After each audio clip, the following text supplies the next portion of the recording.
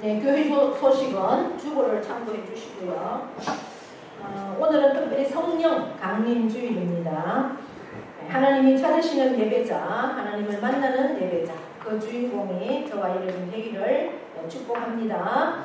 네, 전도는 사랑의 시작입니다. 우리가 성령 받지 않고는 복음을 전할 수도 없고 복음을 깨달을 수도 없습니다. 그래서 늘 성령을 사모할 수 있는 그러한 저와 여러분 되기를 원하고 늘 성령으로 충만해서 주의 복음을 전하는 자로 서기를 원합니다. 우리 전도 구호 한번 외치고 나갑니다. 구호 준비 시작. 기도하고 찾아가고 전도하자. 기도하고 찾아가고 전도하자. 기도하고 찾아가고 전도하자. 쉽습니다. 기쁩니다. 됩니다.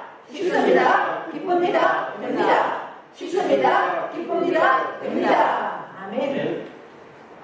다른 소식은 주보를 참고해 주시고요. 특별히 이제 우리 박정순 집사님 고관절 뼈가 부러져서 갑자기 이제 응급실로 가셔서 서울에 가서 이제 수술을 하셨습니다. 4개월 됐죠 벌써. 아직 한 6개월 정도 돼야지 이렇게 좀 생활할 수 있다고 그러는데 벌써 내려오셨습니다. 25일 날 이제 목요일 날 내려오셨어요. 제가 보니까 혼자 생활하는 건 보통 어려운 문제가 아닌 것 같은데 그래도 혼자 계셔보시겠다고 내려오셨습니다. 손수 이제 식사도 해서 하셔야 되고 생활도 하셔야 되는데 오래 이제 1시간 동안 앉아 있는 것도 굉장히 아직 무리고, 그렇습니다. 이게 고관절 수술하고 회복해서 혼자 생활하시겠다고 오셨는 것 자체가 이거는 완전 하나님의 은혜고, 하나님의 기적입니다. 하나님의 손길입니다.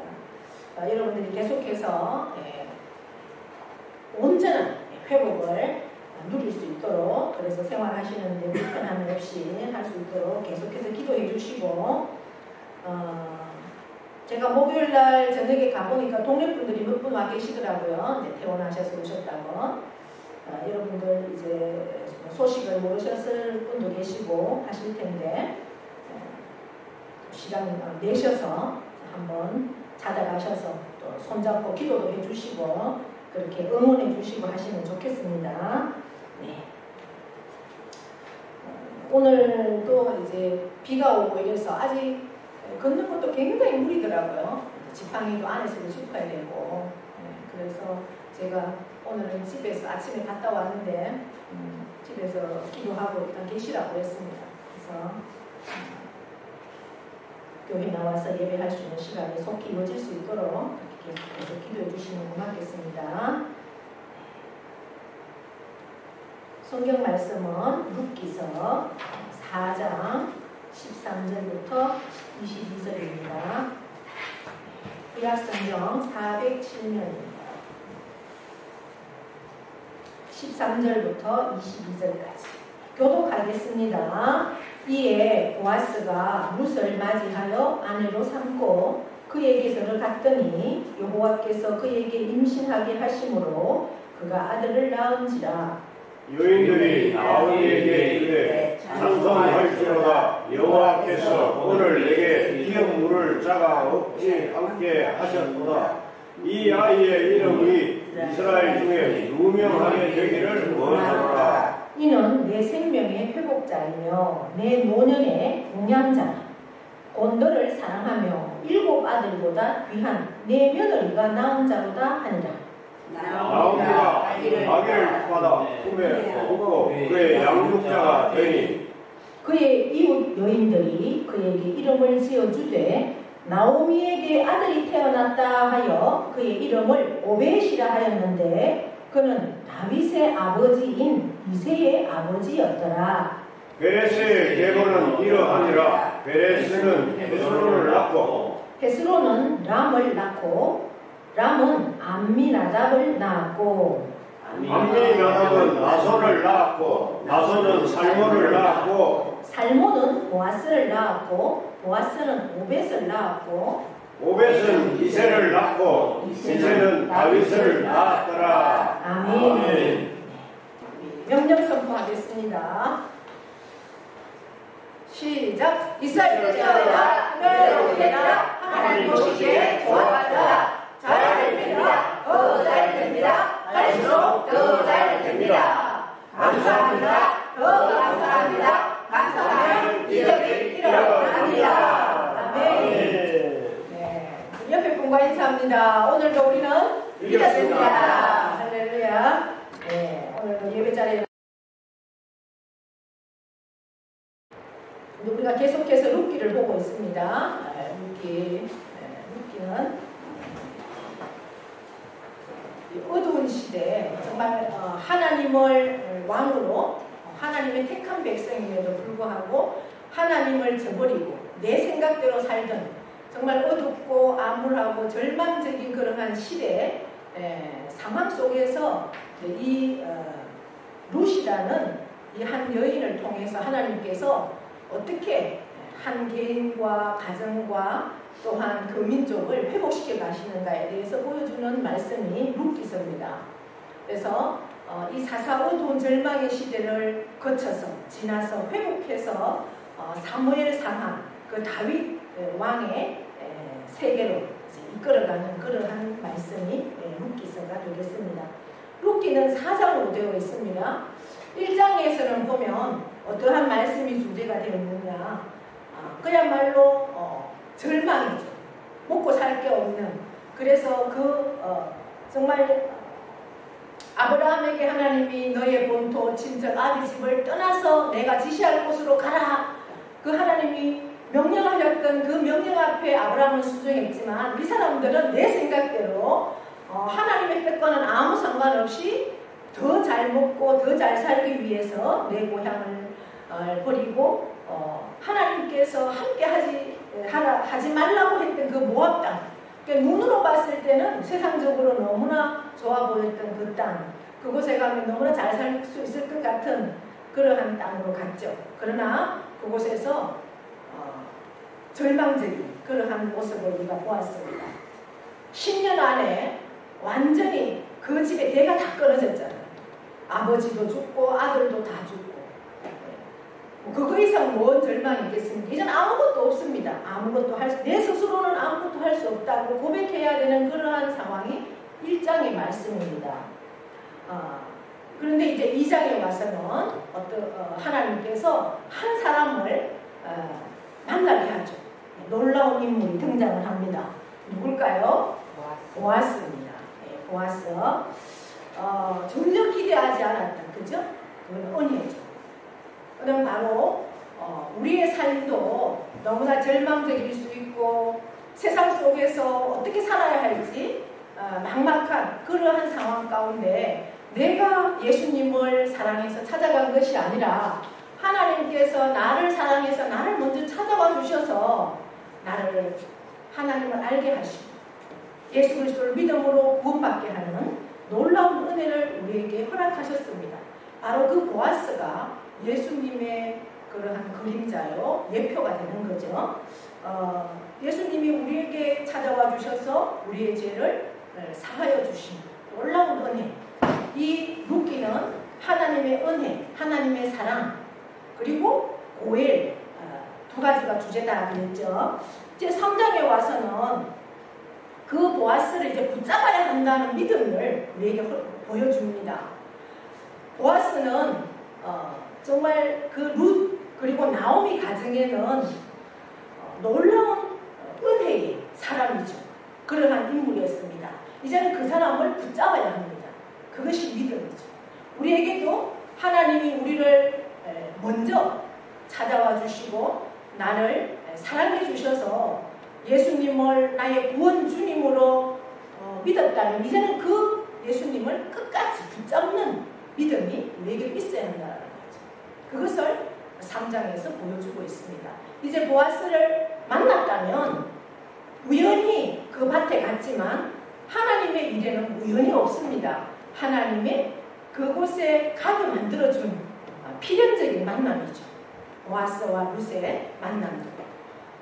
이삭을 주우러 우연히 갔다라고 성경에는 기록하였지만 그 밭에 간 것은 하나님의 인도하심이었다라는 겁니다. 그와 마찬가지로 이제 3장에서 보아스를 만났다면 이제 그 보아스를 끝까지 붙들어야 하는 그러한 믿음을 말씀하고 있습니다. 믿음이라는 것은 나에게서 주어지는 게 아닙니다. 믿음도 하나님의 은사입니다. 그래서 내가 믿음이 없다면, 내가 하나님 말씀대로 살 수 있는 믿음이 없다면 그 은사도 나에게 달라고 여러분 기도하셔야 됩니다. 은사는 하나님의 선물이기 때문에 기도하면 얻을 수 있습니다. 믿음이 부족하면 믿음을 달라고 기도하십시오. 그 믿음도 하나님의 은혜로 주어지는 선물입니다. 은혜로 붙잡을 수 있는 것이 믿음이라는 거죠. 루선 그리고 나오미는 그 보아스와의 우연한 만남, 그 만남을 놓치지 않고 끝까지 붙들었습니다. 그랬더니 오늘 4장의 결론입니다. 어떤 일이 일어납니까? 이제 고엘이 룻기의 주제라고 했죠. 고엘은 기업을 무르는 자입니다. 기업을 무르는 자라는 것은 내 재산을 다 잃어버렸어요.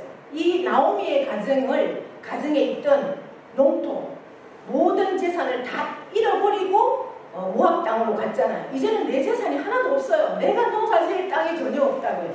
먹고 살 수 있는 게 없습니다. 이 시대에는 목축 아니면 농사를 지어야 되는데 그러한 환경에 내 소유가 하나도 없으니 이제는 내 소유로 살 수 있도록 나의 가장 가까운 친족이 그 기업을 사줘야 돼요.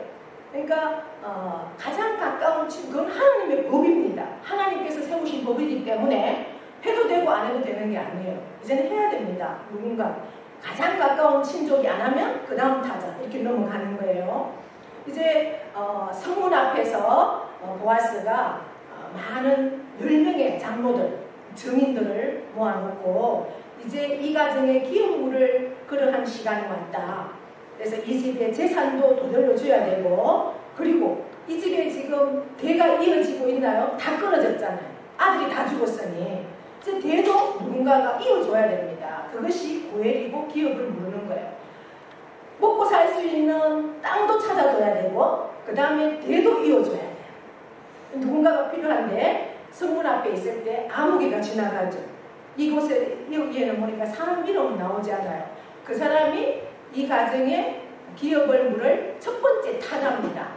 그때 보아스가 그 사람한테 묻죠. 아무개씨, 당신이 이 가정의 기업 물을 첫 번째 타자인데 이 집에 기업을 물어줘야겠소 이렇게 물으니 그 사람이 어떻게 합니까? 가만히 생각해 보니까 기업 물는다는 것은 굉장히 희생이 필요하죠. 왜요? 내 것을 남에 줘서 사서 여러분 땅을 이 사람이 농사 지을 땅이 없으면 땅 한 필이라도 사줘서 먹고 살 수 있도록 내 재산을 털어서 땅을 사줘야 됩니다. 그러면 내 육적인 희생도 필요하죠. 내 재산적인 희생. 그리고 그 집에 대를 이어줘야 돼요. 내가 내 씨를 그 집에 줘야 된다는 거예요. 그러면 그것도 육체적인 희생도 필요하죠. 근데 이 사람은 가만히 계산해 보니 나는 그것을 내가 희생할 수 없다라고 신을 벗어서 줍니다. 그거는 나는 못하겠다라는 거죠. 나는 세상적인 그런 희생을 못하겠다. 예. 그래서 자기는 포기를 합니다. 그런데 그 다음 타자가 누구냐? 그 사람이 안 하니까 바로 다음 타자가 보아스가 되는 거예요. 만약에 보아스도 안 한다면 또 다른 사람한테 넘어갑니다. 바톤이 계속해서. 그러니까 우리가 세상적으로 보면 나의 가장 가까운 친족이면 여러분들 뭐 문종 많이 따지잖아요. 그죠? 내 가장 가까운 문종으로 넘어가는 거예요. 이 사람을 살릴 수도. 그러니까 하나님의 법이에요. 이게 하나님은 그렇게 법을 만들어놨어요. 고아가 되든 가부가 되든 어떻게든 먹고 살 수 있고 그 가정의 기업을 대를 이어갈 수 있도록 하나님의 법을 그렇게 막 세우신 거예요. 그런데 이 아무개 씨는 하나님의 법을 포기했다는 거죠. 그리고 다음 타자 보아스에게 넘어왔을 때 보아스는 어떻게 합니까? 그 가정을 위해서 자기의 재산을 바치면서 기업을, 땅을 사서 나오미에게 주고, 그 다음에 이제 나오미는 나이가 많으니 기업을 이을 수가 없잖아요. 그래서 그 룻을 통해서 기업을 이어주게 만듭니다. 이제 보아스가 이 사건이 있기 전에 3장에서 보아스를 붙잡아야 한다 이런 믿음이 있었잖아요. 그때 나오미가 룻을 단장을 시킵니다. 그렇게 예쁘게 목욕 재개를 하고 단장을 시켜서 보아스가 농사철 이제 추수할 때는 밭에서 장막을 치고 자니 그곳에 들어가서 수청을 들어라. 그래서 너가 기업을 이어라 이렇게 요구를 했죠. 그랬을 때 이제 우선 어머니의 그 말에 순종하고 보아스의 발 밑에 들어갔습니다. 자다 보니 깜짝 놀라죠, 이 보아스가. 그랬을 때 이제 룻인 것을 알고 보아스는 거기서 정리를 해줍니다. 어떻게? 나는 당신의 기업물을 첫 번째 순서가 아니고 두 번째니까 그 첫 번째 사람한테 물어보고 그 사람이 안 될 때 그때 이야기가 진행이 돼야 되지. 그 사람이 순종을 하면 당신은 그 사람의 기업을 이어야 된다라고 보류를 시키는 그러한 말씀도 기록이 되고 있습니다. 이제 공식적으로 그 아무개 씨가 못하겠다라는 신발을 벗어서 나는 못하겠다라는 그러한 표시를 했을 때 이제 보아스는 그 사람들의 재산까지도 돌려주고 사서 돌려주고 그리고 결혼을 합니다. 결혼까지는 안 해도 되거든요. 결혼까지 안 하고 그 사람의 기업만 자기 씨만 주면 끝나는 거예요. 거기까지가 하나님의 법인데 보아스는 결혼까지도 합니다. 보아스가 젊은 그러한 청춘의 남자가 아닙니다.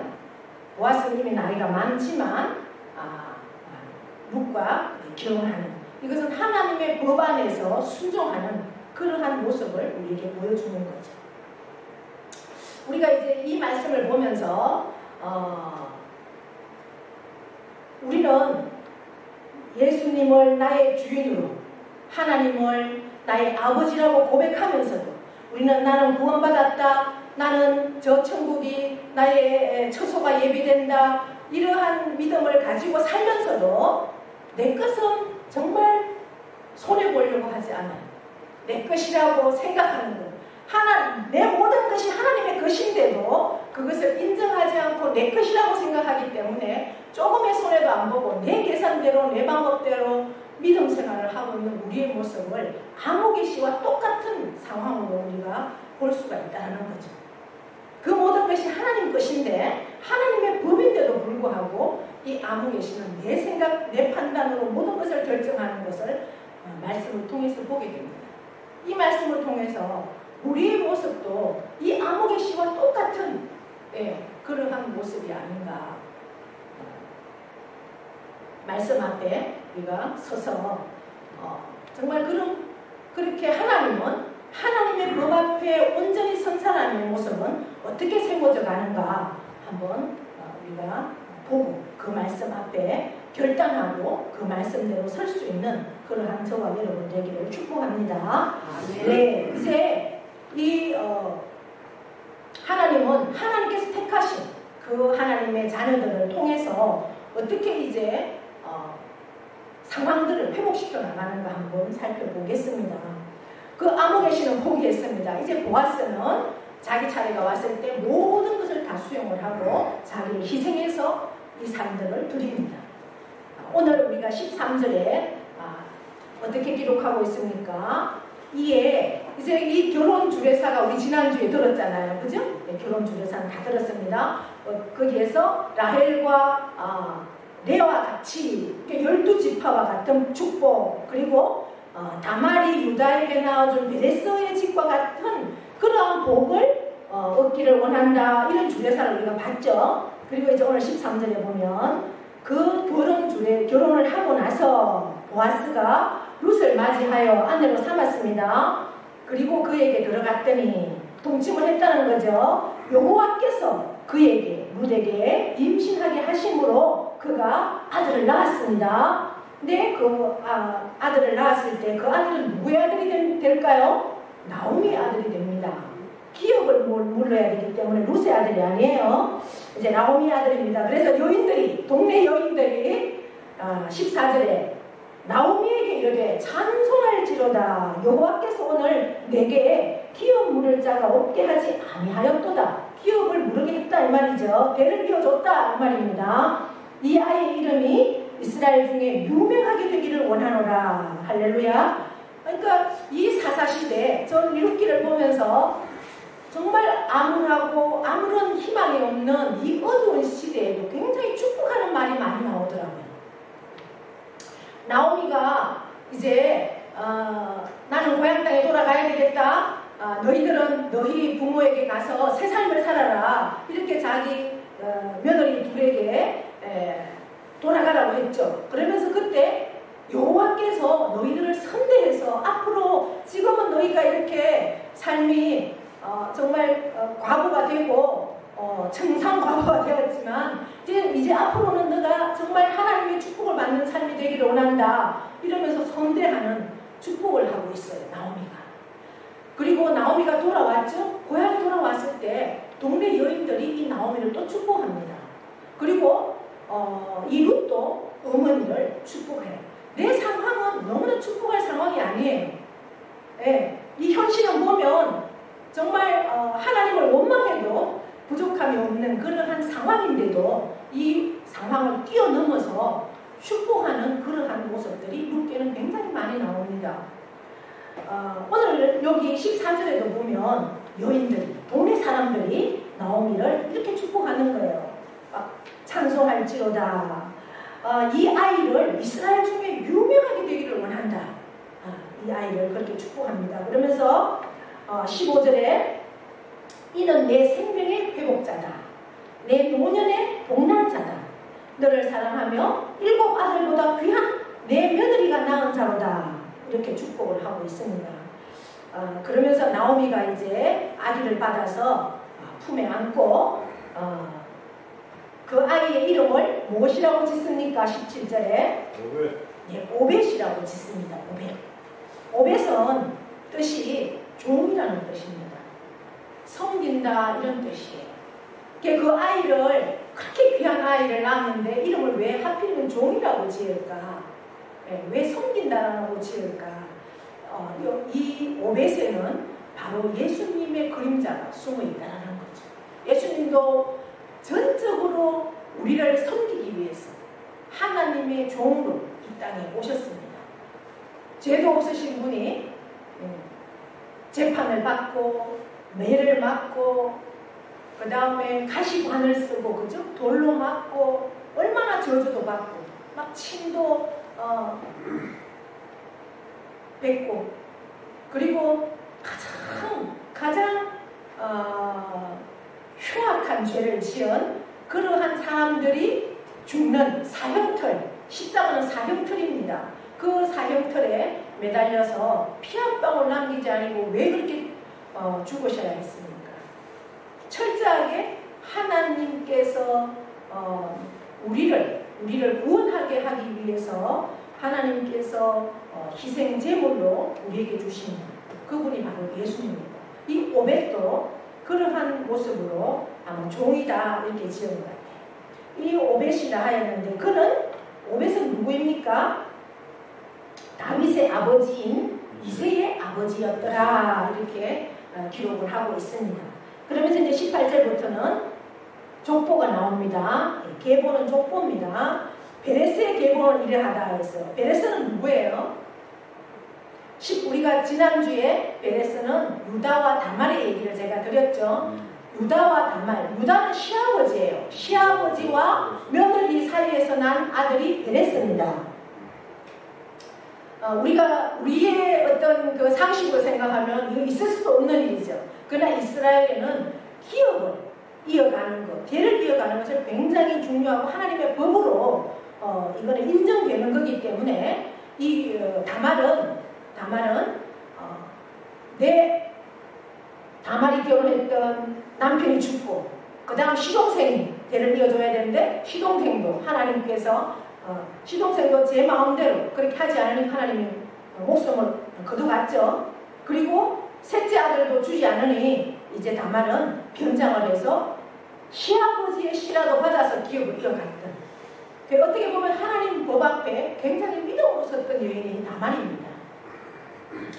우리가 세상의 계산, 우리 이성적인 계산은 있을 수가 없죠. 그러나 하나님의 방법으로는, 하나님의 법은 다만이 굉장히 믿음이 있는 사람이라는 거죠.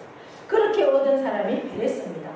이 베레스는 헤스론을 낳았고, 헤스론은 람을 낳았고, 람은 암미나답을 낳았고, 암미나답은 나손을 낳았다고 했습니다. 나손은 살몬을 낳았습니다. 살몬은 누구인가? 우리가 마태복음 1장에는 예수님의 족보가 나오죠. 예수님의 족보에 예수님의 족보에는 여성이 5명이 나옵니다. 그 5명 중에 다만이 나오고, 그 다음에 누가 나옵니까? 라합이 나옵니다. 라합.